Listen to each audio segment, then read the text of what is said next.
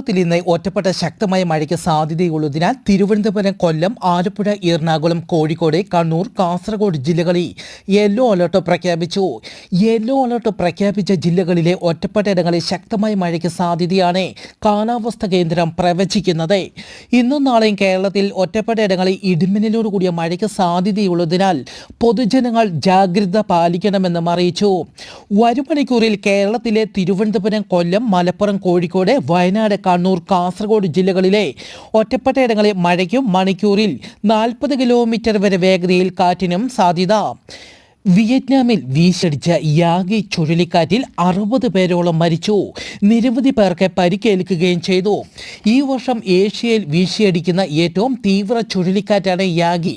Yagi ചുഴലിക്കാറ്റിൽ ഫിലിപ്പൈൻസിൽ 16 പേര് മരിച്ചു. നൈജീരിയയിൽ ഇന്ധന ടാങ്കർ ട്രക്കുമായി കൂട്ടിയിടിച്ച് 59 പേർ വെന്തു മരിച്ചു. സെൻട്രൽ നൈജറിലെ അഗായ് മേഖലയിലാണ് സംഭവം.